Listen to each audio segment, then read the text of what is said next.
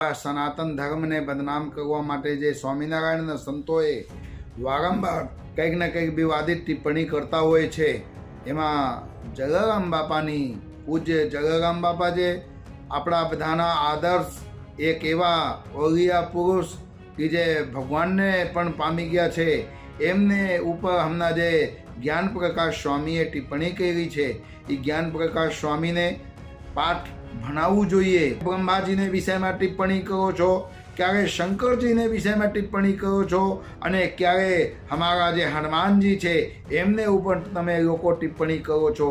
જાગો હરિભક્તો જાગો, તમને આ લોકો ગેરમાર્ગે દોરી રહ્યા છે. હું મહંત સુખરામદાસ બાપુ આ જ્ઞાન પ્રકાશ સ્વામીના તો વિરોધ કરું જ છું, પણ જે આવા લંપટ ઘણા બધા સ્વામીઓ છે ને એ લોકોના પણ વિરોધ કરી રહ્યા છું. સ્વામિનારાયણ સંપ્રદાયના સ્વામીએ બફાટ કરતા વિવાદ ઊભો થયો છે.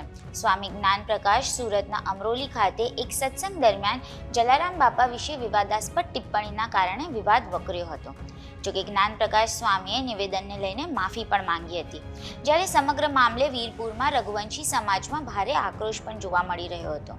ત્યારે હવે આ મામલે ખાખી મઢી મેંદરડાના મહંત સુખરામદાસ બાપુએ પણ પ્રતિક્રિયા આપી છે. આ જ મુદ્દે વાત કરશું આ વિડીયોમાં. નમસ્કાર, વાઇબ્સ ઓફ ઇન્ડિયા સાથે હું સુરભી.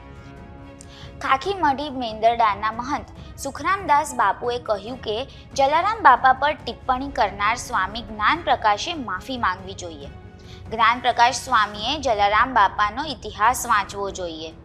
તેમણે એમ પણ કહ્યું કે જ્ઞાન પ્રકાશ સ્વામી સહિતના લંપટ સ્વામીનો હું વિરોધ કરું છું. તેમજ જ્ઞાન પ્રકાશ સ્વામી જેવાને કડક સજા થાય તેવી સરકાર સમક્ષ તેમણે માંગ પણ કરી છે. સાંભળો ખાખી મઢી મેંદરડાના મહંત સુખરામદાસ બાપુએ શું કહ્યું.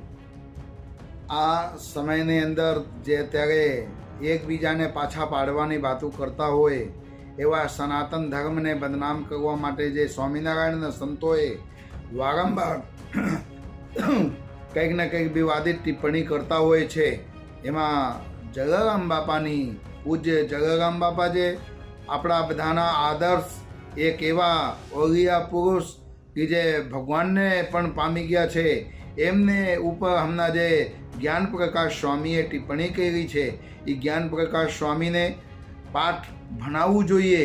અને એમને જલારામ બાપાના ધામમાં જ્યારે વીરપુર જ્યાં છે ત્યાં આવીને એમને મસ્તક નમાવીને માફી માંગવી જોઈએ. અને જે જલારામ બાપાના ઇતિહાસ છે એમને આપવું જોઈએ, તાકી આ અધ્યયન કરે, વાંચી શકે, અને વાંચીને પછી કથાને અંદર જલારામ બાપાના પ્રચાર પ્રસાર કરે.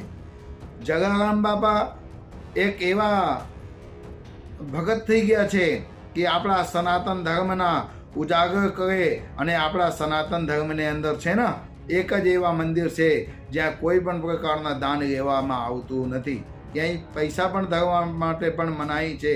એવા જલારામ બાપાને વિષયમાં કહે છે કે સ્વામીએ આમ કહ્યું ને તેમ કહ્યું. તમે લોકો ક્યાં સુધી જશો એ સમજમાં આવતું નથી.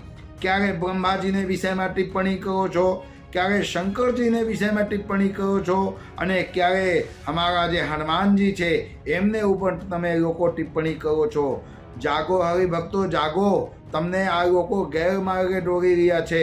હું મહંત સુખરામદાસ બાપુ આ જ્ઞાન પ્રકાશ સ્વામીના તો વિરોધ કરું જ છું, પણ જે આવા લંપટ ઘણા બધા સ્વામીઓ છે ને એ લોકોના પણ વિરોધ કરી રહ્યા છું. કારણ કે હવે આત્મની ગત થઈ ગઈ છે. અત્યાર સુધી તક દેવી દેવતાઓના તો આ લોકો પોતાના ચોપડાની અંદર ખરાબ લખેલું છે, પણ જે અમારા ભક્તો થઈ ગયા છે એમને વિષયમાં પણ આ લોકો ખરાબ લખી રહ્યા છે. એટલે હું બખોડી કાઢું છું અને સરકારશ્રીને પણ વિનંતી કરું છું કે આવા સ્વામીઓને કંઈક ને કંઈક તમે એને ઉપર લગામ લગાવો, તાકી આ સ્વામિનારાયણના જે લંપટ સાધુઓ છે અનેક પ્રકારની લીલાઓ કરતા હોય, ક્યારેક કંઈક ને કંઈક માધ્યમથી વિવાદમાં આવતા હોય, તો આવા લોકોના તમે નિર્વસ્ત્ર કરીને પાટલું પુષ્કળ પહેરાવો. માફ કરી દેવાથી પ્રશ્ન સોલ્વ થઈ જતા નથી. જ્યાં સુધી તક આ લોકોને સજા નહીં આપવામાં આવે ત્યાં સુધી આ બધા લોકો સુધારવાના નથી. વર્ષમાં 5-6 વખત આ લોકો આવી રીતે વિવાદિત ટિપ્પણી કરે છે. એટલે આવા લોકોને સજાના પાત્ર છે. એટલે સરકારશ્રીને પણ વિનંતી કે તમે સરકારશ્રી ને પાસે જાઓ બધા લોકો અને સરકારશ્રીને વિનંતી કરો કે આ લોકોને સજા આપો, કારણ કે આ લોકો સુધારવાના નથી.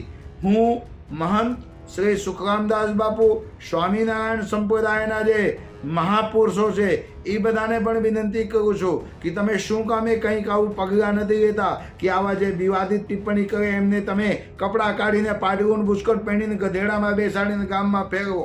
તમે લોકો માફ કરો છો, પહેલે થૂંકો છો પછી ચાટો છો. સમાજમાં ખરાબ મેસેજ જાય છે. એટલે હવે અતની ગત થઈ ગઈ છે, હવે માફ કરવામાં નહીં આવશે.